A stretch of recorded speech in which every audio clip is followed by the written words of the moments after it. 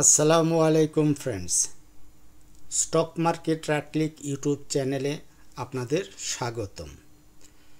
আজ ডিএসসিতে মোট টার্নওভার 194 কোটি টাকা হলেও যদি আমরা ব্লক লেনদেন 16 কোটি টাকা বাদ দেই তাহলে দাঁড়ায় 178 কোটি টাকা, যা খুবই কম এবং করুণ। এই করুণ দশার কারণ পুঁজিবাজারে আমাদের আস্থার অভাব। তবে এই খারাপ পরিবেশেও আমাদের টিকে থাকতে হবে, আর এখনো পর্যন্ত যারা টিকে আছেন নিঃসন্দেহে তারাই আগামী দিনের গেইনার হবেন। আজ কয়েকটি শেয়ার নিয়ে কথা বলবো, যেগুলি বর্তমানে প্রাইস বিবেচনায় ঝুঁকি অনেক কম। আর পুরো আলোচনা জুড়ে আমি রাটলিক জাকারিয়া আছি আপনাদের সাথে। আপনারা দেখছেন স্টক মার্কেট ইউটিউব চ্যানেল।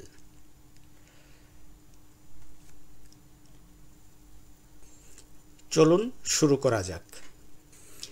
আমরা কিছুদিন আগে ফাইন ফুড নিয়ে একটা ভিডিও দিয়েছিলাম, যেখানে এই যে MA20কে সাপোর্ট নিয়ে এই তারিখে মেবি এই তারিখ 22 এপ্রিল আমরা ভিডিও দিয়েছিলাম, এবং ওই অনুযায়ী শেয়ারটা এখনও ভালো পারফর্ম করতেছে এবং আজকে সে ব্রেকআউট দিয়েছে। যারা ভিডিওটা দেখেন নাই এবং কি বলছিলাম তারা আমার চ্যানেলে যাবেন। এই যে এই শিরোনামে যে 22/4/2000 এই যে fine food, apex food, Olympic, এই তিনটা স্টক নিয়ে কথা বলছিলাম। আপনারা দেখে আসবেন এবং এই অনুযায়ী ব্যবস্থা নেবেন। তো আসেন আমরা যে শেয়ারটা নিয়ে কথা বলবো, প্রথমেই সেই শেয়ারটা হলো নিউল্যান্ড ক্লথিং। শেয়ারটি 50 টাকা থেকে কমতে কমতে অল টাইম লো, মানে অল টাইম লো কয় টাকা? 6 টাকা 30 পয়সা। দ্বিতীয়বারের মতো আমাদের এই 6 টাকা 30 পয়সা এই 7 মেতে টাচ করছে, করেও শেয়ারটা এখনও উঠতে পারতেছে না। তবে এই শেয়ারটা মানে এই কোম্পানিটা কিন্তু প্রোডাকশন বন্ধ আছে। আপনারা প্রোডাকশন বন্ধ কিভাবে আপনারা বুঝবেন যে এই অপারেশন বন্ধ আছে? আমরা তাহলে দেখে আসি। এই যে এখানে ফান্ডামেন্টাল ডাটাতে আসলে দেখা গেল অপারেশনাল স্ট্যাটাস, অপারেশন বা প্রোডাকশন ক্লোজ, তার মানে এইটার উৎপাদন বন্ধ আছে, ফ্যাক্টরি বন্ধ আছে। তারপরেও কেন আমি এই শেয়ারটি নিয়ে কথা বলতেছি সম্পূর্ণ টেকনিক্যাল চার্টের উপর ডিপেন্ড করে। ইতিমধ্যে পূর্বের ভিডিওতে বলছিলাম যে এটা RSI ডাইভারজেন্স করছে। RSI ডাইভারজেন্স অনুযায়ী শেয়ারটাতে এন্ট্রি নেওয়া যায় ওই অনুযায়ী। এবং দু একজন ফ্রেন্ড আমাকে ইউটিউবে কমেন্ট করে জানালেন যে নিউল্যান্ড শেয়ারটা নিয়ে কথা বলতে। দেখেন এইখানে কি করলো, একটা অ্যাকুমুলেশন ফেজ ছিল। এই যে অ্যাকুমুলেশন ফেজের পরে একটা সুন্দর একটা আপট্রেন্ড দিছে আমাদের। এখন এই যে আরেকটা শর্ট টার্ম অ্যাকুমুলেশন ফেজ এখানে তৈরি হয়েছে, তার মানে কি বুঝাইলাম যে এইরকম এইখানে একটা অ্যাকুমুলেশন ফেজ তৈরি হয়েছে। এইখান থেকে যদি শেয়ারটা উঠে যায়, ব্রেকআউট করে কয় টাকা? 7 টাকা 50 পয়সা। এই ব্রেকআউটটা করলে শেয়ারটা এইটা 9 টাকা 50 পয়সা পর্যন্ত যেতে পারে। 9 টাকা 50 থেকে 10 টাকা 50, এই লেভেলটা 9 টাকা 50 থেকে 10 টাকা 50। আমরা শেয়ারটার এই যে একটা জোন ড্র করে নিলাম, এটা হলো প্রফিট টেকিং জোন। পাশাপাশি আমরা কখন এন্ট্রি নেব, এটার পরে নাকি আগে? এই যে এই বক্স কত 7 টাকা 50-এর পরে এন্ট্রি নেব নাকি আগেই নেব? দেখেন এইখানে একটা ট্রেন্ড লাইন ড্র আমাদের ছিল, এটা ফেল করছে। আমরা শেয়ারটাতে ছেড়ে দিলাম, তারপরে এই জায়গায় অ্যাকুমুলেশন করতেছে। এখন অনুরূপভাবে আমরা কি করলাম, আরেকটা ট্রেন্ড লাইন এদিকে ড্র করে রাখছি এই যে উপর থেকে। তাহলে যদি শেয়ারটা এখান থেকে ট্রেন্ড লাইন ব্রেকআউট দেয় তাহলে আমরা এন্ট্রি নিব। পাশাপাশি এই যে MA20 তো আমাদের জানাই আছে, MA20-র উপরে যদি প্রাইস ক্লোজ দেয় এবং ট্রেন্ড লাইন ব্রেকআউট দেয়, পাশাপাশি ভলিউম এখনও অ্যাভারেজ ভলিউম পায়নি আমাদের শেয়ারে, এখনও অ্যাভারেজ ভলিউমের থেকে নিচে আছে ভলিউম, তার মানে অ্যাভারেজ ভলিউমের উপরে যেতে হবে, তাহলে আমরা এন্ট্রি নিতে পারি এবং নেব। ধরি আমরা 7 টাকা 20-30-এ আমরা এন্ট্রি নেব, তাহলে 7 টাকা 20-30-এ যদি আমরা এন্ট্রি নেই তাহলে 6 টাকা 20 আমাদের 6 টাকা 20 পয়সা আমাদের স্টপ লস। এখন দেখেন এখানে RSI ডাইভারজেন্সের কথা বলছি, পাশাপাশি এটাকে আমরা ডাবল বটমও বলতে পারি। আমরা যদি এভাবে ধরি, এভাবে এটা আমাদের একটা ডাবল বটম প্যাটার্ন, ঠিক আছে। তাহলে ডাবল বটম প্যাটার্ন অনুযায়ী আমাদের এন্ট্রি লেভেল কিন্তু এইখানে না, আমাদের এন্ট্রি হবে এই যে এটাকে বলে নেকলাইন। হ্যাঁ, এই নেকলাইনে হবে, নেকলাইন ব্রেকআউট দিলে হবে আমাদের এন্ট্রি। তাহলে এটা যদি আমাদের এন্ট্রি হয়, তারপরেও আমাদের স্টপ লস হলো এই 6 টাকা 30 পয়সার নিচে, তাহলে এখানে কিন্তু অনেক বেড়ে যায়। আমরা যদি রিস্ক রিওয়ার্ড রেশিও কল্পনা করি, আমরা এটাকে আমরা ডাবল বটম হিসেবে আমরা কল্পনা করলাম, ঠিক আছে। কল্পনা করে আমরা এখানে নিলাম, তাহলে রিস্ক রিওয়ার্ড রেশিও আমাদের কি হয়, আমাদের 2.25, তার মানে 1:2.5। মানে আমরা জানি যদি রিস্ক রিওয়ার্ড রেশিও মিনিমাম 1:2 হয়, তাহলে ওই শেয়ারে আমরা এন্ট্রি নেব। তাহলে আমরা যদি 60 টাকা 50-এর পরেও এন্ট্রি নেই, তাহলেও আমাদের রিস্ক রিওয়ার্ড রেশিও 1:2 হয়। আর যদি আমরা এই যে 60 টাকা 10-20-এ যদি আমরা এন্ট্রি নিই, আগামীকালকে বা আগামী পরশু মানে শনিবার যদি এটা পার করে MA20-র উপরে ক্লোজ থাকে, তাহলে আমরা এন্ট্রি নিতে পারি। তখন আমাদের রিস্ক রিওয়ার্ড রেশিওটা আরও কমে যাবে।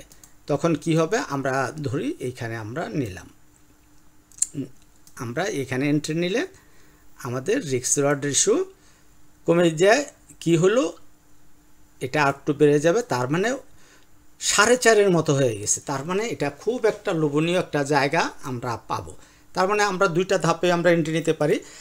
এইখানে এই 60 টাকা 10-20-এ আমরা কিছু এন্ট্রি নেব, তারপর 60 টাকা 50 পার হইলে আমরা আমাদের লোড বাড়াবো। আশা করি বুঝতে পারছেন। তো আর কোনো ভ্যালিডেশন দরকার নেই। আমরা দুইটা প্যাটার্ন, একটা হলো RSI ডাইভারজেন্স আর একটা হলো ডাবল বটম, এই দুইটা প্যাটার্ন পাইছি। এই দুইটা প্যাটার্নের সাথে আমরা MA20-কে প্লট করে আমরা এই শেয়ারটাতে এন্ট্রি নিচ্ছি। Thank you. আমাদের পরবর্তী শেয়ারটার নাম হলো নাভানা সিএনজি। দেখেন আমি ডাবল বটম ড্র করে রেখে দিচ্ছি। তাহলে ডাবল বটম অনুযায়ী আমরা জানি আমাদের এন্ট্রিটা হলো এই জায়গায়, এটা হলো আমাদের এন্ট্রি পয়েন্ট, রাইট। এইটা পার হলে 20 টাকা 30 পয়সা, 20 টাকা 30 পয়সা যদি আমাদের পার করে, তাহলে আমাদের এন্ট্রি। বাট আমরা আরেকটু শর্ট করতে পারি এই MA20 দিয়ে। তাহলে আজকে MA20 থেকে 10 পয়সা উপরে শেয়ারটা ক্লোজ দিচ্ছে, MA20 থেকে 10 পয়সা উপরে ক্লোজ দিচ্ছে এই একটা ক্যান্ডেল। তার মানে এটা একটা পজিটিভ সাইন। তাহলে আমরা কি করতে পারি, আগামীকালকে যদি এই শেয়ারটা এই যে এই ক্যান্ডেল কত, এই ক্যান্ডেল 19 টাকা 60 পয়সা, তাহলে এই 19 টাকা 60 পয়সার উপরে যদি কালকে ক্লোজটা নিশ্চিত হয়, তাহলে আমরা পার্শিয়াল এখানে পার্শিয়াল কোয়ান্টিটি আমরা কিনে নেব। আমাদের ফাইনাল কোয়ান্টিটি আমরা কিনবো এই 20 টাকা 30 পয়সা পার হইলে। কেন, এই যে ডাবল বটম করছে, আমরা RSIটাকে যদি দেখি, এই দেখেন RSI এই যে এখানে এই ক্যান্ডেলের সাথে যদি চিন্তা করি, এই ক্যান্ডেলটা লোতে আসছে, তারপর RSI কমে নাই, RSI উঠতেছে। তবে এইখানে কি শেয়ার উঠে যাবে? এই শেয়ার না উঠতে পারে। এটা একটা অ্যাকুমুলেশন ফেজ আমরা ড্র করে রাখতে পারি, এইটা হবে তার অ্যাকুমুলেশন ফেজ। এইখানে সে উঠানামা করে করে শেয়ারটা কিছু সময়ও নিতে পারে। তার মানে এখান থেকে ব্রেকআউট দিয়েও শেয়ারটা কিন্তু আবার পড়ে যেতে পারে। ধরলাম এখান থেকে এখানে সে ব্রেকআউট দিল, ব্রেকআউট দিয়ে আবার সে এটাকে রিটেস্ট করতে আসতে পারে। এসে যখন ফাইনাল ব্রেকআউটটা দিবে, তখন হবে তার খেলা, তখন তার খেলা শুরু। আর যদি এখানে ব্রেকআউট না দিয়ে আবার নিচে পড়ে যায়, তাহলে এই লেভেল পর্যন্ত আসবে, বা একটু কমায় যদি আমরা ধরি, আমরা এই লেভেলটাতে ধরতে পারি যে এখান থেকে সে যদি ব্রেকআউট দিতে না পারে, এই ট্রেন্ড লাইনটা বাদ দিয়ে দিই। এখান থেকে যদি ব্রেকআউট দিতে না পারে, তাহলে এই লেভেলে আসবে, আবার কত 18.5 টাকার লেভেলে আসবে, এসে আবার দ্বিতীয়বারে এটা অবশ্যই তখন ব্রেকআউট দিবে। তাহলে আমরা দুইটা দিক চিন্তা করলাম। এখান থেকে শেয়ার উঠে যাবে, মানে ব্রেকআউট দিবে, ব্রেকআউট দিয়ে এই ব্রেকআউটটাকে সে রিটেস্ট করতে আবার এই লেভেলটা আসবে, হয়তো এইটুক পর্যন্ত 20 টাকার লেভেল পর্যন্ত আসতে পারে, এসে ফাইনাল যখন এখানে ব্রেকআউট দিবে তখন আমরা আর রাস্তায় দেখব সাইডের উপরে চলে গেছে এবং তখন শেয়ারটা একটা ভালো একটা র্যালি দিতে পারে। তাহলে র্যালি দিক আর যাই করুক, আমরা কি করব, আমাদের প্রফিট টেকিং জোনটা প্রথম লেভেলে হবে, এই 24 টাকা লেভেলটা হবে আমাদের প্রথম প্রফিট টেকিং। দ্বিতীয় প্রফিট টেকিং জোনটা কোথায় হবে, আমাদের 27 থেকে আমাদের 29 টাকা, এই লেভেল পর্যন্ত আমাদের হবে প্রফিট টেকিং জোন। ঠিক আছে, এইভাবে ধাপে ধাপে আমরা আগাবো। তাহলে দুইটা শেয়ার নিয়ে আমরা কথা বললাম, আমরা আরও কিছু শেয়ার নিয়ে কথা বলতে পারি, তবে ভিডিও লেন্দি হয়ে যায়, সে কারণে আমি বলছি না। তবে আপনারা খেয়াল রাখবেন যে ওয়াইম্যাক্স, তারপরে ওই হ্যাঁ আমান ফিট, ফরচুন, ডিএসএসএল, তারপরে ওই এলআরবিডিএল, সরি এলআরবিডিএল না, মানে লাফার্স হোলসিম, এই সমস্ত শেয়ারগুলিও খেয়াল রাখবেন। যে জায়গায় আরও কিছু শেয়ারের কথা গত ভিডিওতে বলছিলাম, সেখানে আজিজ পাইপ ছিল, মনসফুল ছিল, মীর আক্তার, টেকনোড্রাগ ছিল, এই সমস্ত শেয়ারগুলিও ডাবল বটম করে রাখছে এবং ওই আরএসআই ডাইভারজেন্স করে রাখছে। সো অনেক কিছু শেয়ার আছে এখনও ফুরিয়ে যায় না, বাজার যে জায়গায় আছে এখন হলো বিনিয়োগ করার উপযুক্ত সময়। এই সময়ে আপনারা লং টার্মের জন্য এন্ট্রি নেবেন, ফান্ডামেন্টাল স্টক দেখে এন্ট্রি নেবেন। ঠিক আছে, আর এই নাভানা সিএনজিটা জেড ক্যাটাগরিতে থাকলেও তার ডিভিডেন্ড করে দিচ্ছে, ডিস্ট্রিবিউশন করে দিচ্ছে। এখন শুধু সময়ের ব্যাপার, সে জেড ক্যাটাগরি থেকে এই ক্যাটাগরিতে আসতে, কারণ সে 10% ডিভিডেন্ড দিচ্ছে, তো সেই হিসাবে সে এক ক্যাটাগরিতে চলে আসবে। আর এই ক্যাটাগরিতে আসা যখন কনফার্ম হবে তখন শেয়ারটার এই জায়গায় পড়ে থাকবে না, ততদিনে এই শেয়ারটা এখান থেকে ব্রেকআউট দেবে এবং লম্বা একটা র্যালি দেবে আশা করি ইনশাল্লাহ। তো নতুন ভিডিওর পরবর্তী ভিডিও দেখার আমন্ত্রণ রইল। ভালো থাকবেন সবাই, লাইক কমেন্ট শেয়ার করে দেবেন ভিডিওটা। আপনাদের অনুপ্রেরণা পেলে আমি আরও তথ্যবহুল অনেক সুন্দর সুন্দর ভিডিও আপনাদের জন্য উপহার দেব। ও শেষ কথা বলি, এই যেটা ভলিউম কন্টিনিউশন, দেখেন শেয়ারটার ভলিউম কী করছে, ভলিউম কিন্তু আস্তে আস্তে বাড়ছে। এটা হলো নাভানা এক্সচেঞ্জের আরেকটা পজিটিভ দিক। থ্যাংক ইউ, আসসালামু আলাইকুম।